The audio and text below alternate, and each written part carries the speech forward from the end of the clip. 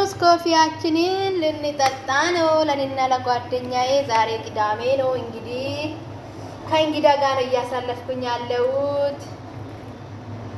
ከእንግዳ ጋር እኔ ቅዳሜና አርብ፣ ቅዳሜ፣ እሁድ ሶስቱም ቀን ከእንግዳ ጋር ነው የሚያሳልፈው። ሌላ ቀን ግን ብቻዬን ነኝ። ብቻዬን ሲሆን በጣም ነው የሚደብረኝ። ምን አለ ሁሌ ብትመጪ ጓደኛዬ፣ ሁሌ ብትመጡ ምን አለ። እኔ እኮ ብቻዬን ሲሆን በጣም ነው የሚደብረኝ። ግን አንዳንዶቹ እኮ በስደት ሆኖ እንግዳ ሲመጣ እኮ አይወዱም። አንዳንዶቹ ማለትም በቃ እንግዳ ሲመጣ ስራ ይበዛል ምናምን። ለኔ ደግሞ እናንተ ስለምታግዙኝ ማለት ነው ስራ ምንም አይታወቀኝም። ሲሪየስ ስትመጡ ነው ቤቱ ራሱ ሞቅ የሚለው ደስ የሚለው። ለአንዳንዶቹ እኮ እንግዳ ሲመጣ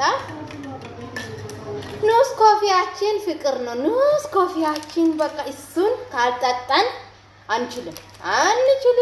ኑስ ኮፊና እኛ አንለያይም። ጓደኛዬማ አይኗም አይከፈትም።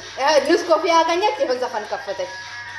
የሷ ነገር እኮ በቃ እኔ እንኳን መዋል እችላለሁ፣ ጓደኛዬ አትችልም። ይሄው የደስታዋ ብዛት ይሄው አስጨፈራት።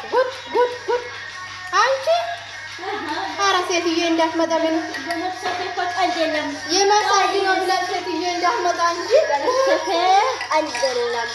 እችን ጠጣና ነቃ የመዳም ቅመሞች ብትን ብለን እንደዚህ እንውላለን።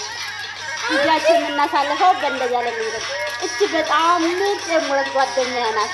ዘና ፈታ እሱ ነፍሰሴ እኮ ብዙ ነገር ዋጋ አለው። ውድ እንዴት ቀለል አርገሳለችና ከእንቅልፋችን እኮ ነቃ የሚያደርገን እኮ ነው።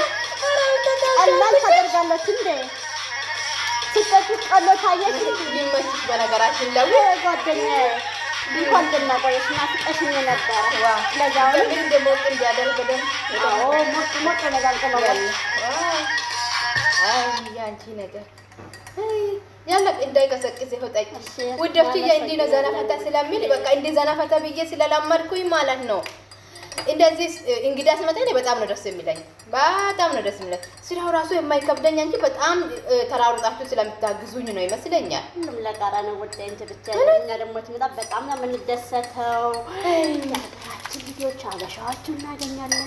ፏብትን ዘና ይመችሻፖ እንዲህ ፈታ ዘና በሉ።